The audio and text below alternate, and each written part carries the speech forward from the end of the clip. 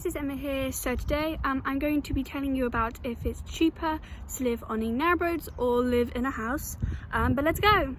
Hey guys, welcome to my frequently asked questions about how to buy a narrowboat. So I thought instead of doing a few long videos, I would put a lot of small videos and put it into a playlist so then you guys can choose which subjects you want to know. So if you don't want to watch these kind of videos, I will still be doing vlogging, cruising, and that sort of thing. But I just thought I would cover the basics like toilets, fires, batteries, solars, moorings, that sort of thing. So it'll all be in a playlist soon. But yeah.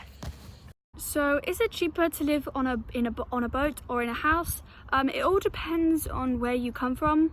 If you're coming from a 4-bed house and moving on to a boat, then definitely probably yes, because you're just paying less a little bit. But if you're coming from like a bedsit or a rent flat, then probably not. It might be equal, it might be less.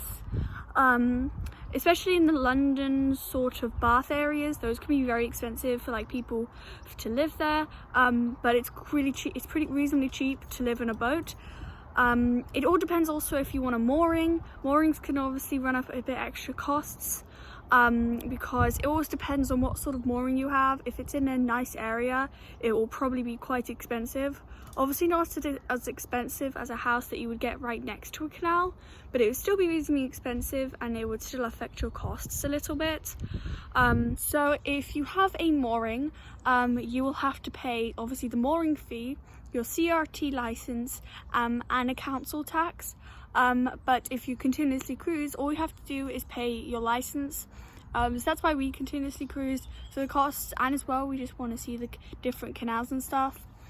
So you do need to take that in mind if you don't really want to move, because it probably would be maybe the similar price if you lived in a flat. I did a video about all the costs about being a continuous cruiser, and I'll link it in the description box if you want to go and check that out, to know what roughly the prices are. But yeah. So the day-to-day costs of living on a boat can be quite cheap, obviously excluding maintenance.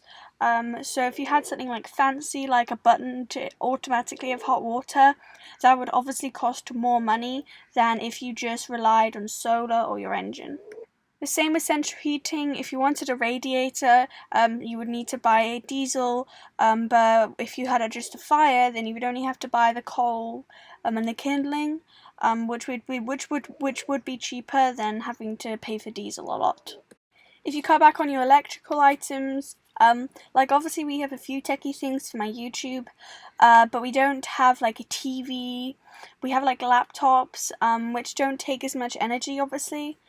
So that's really great. But if you did want a TV, then obviously again that would be a whole extra lot of costs, which would be a bit annoying to deal with. So part of the year, like summer and spring and autumn sort of time, we can 100% rely on our solars, but more in the winter sort of time, then we do have to use our engine and our generator more, because obviously the sun is empowering our solars as well.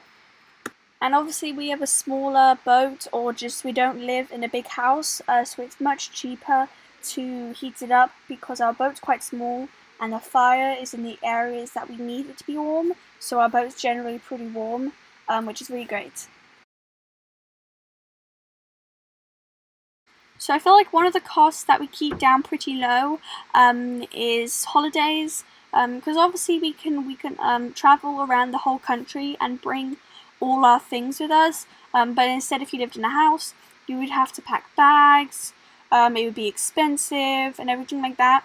But living on a boat, you could just travel to like a certain part of the canal that you want to see, or a certain part of the city you want to see, which I thought was really great.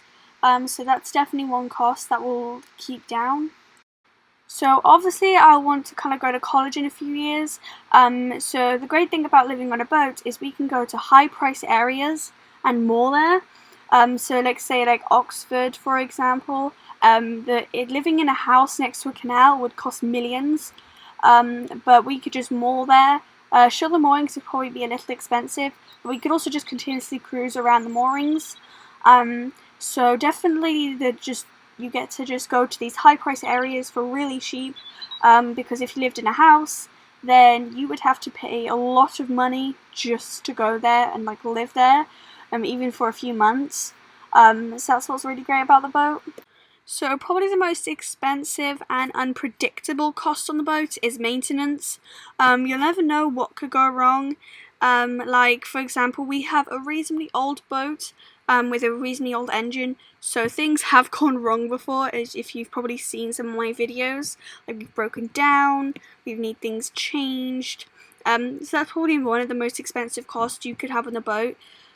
To list a few, we've had to have our alternator belts changed, our water pump changed, our morph controller changed.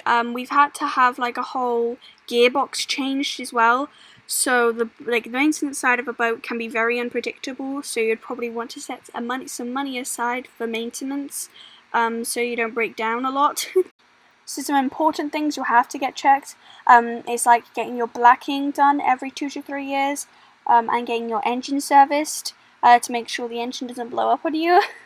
And every few years you need to have a boat safety check. Obviously you could keep the costs down on like people coming over if you're really DIY, but still the parts would be quite expensive. So obviously you would be cutting a bit down, but it would still be quite expensive. So we're probably paying quite a bit because we have to get people in, because we're not DIY at all and we'd probably blow our engine up. And this is the cost that people don't really take into mind before buying a boat, because it's probably one of the most important ones. Hey, so I hope you liked this video. Don't forget to give it a like, subscribe and hit the notification bell so you're notified every time I do a video, and comment on my social medias, my Patreon and my Gmail, thenarrowboatgirl@gmail.com, if you have any suggestions for me. And I also do have a canal post address if you would like to send me any letters. But yeah, see you later, bye!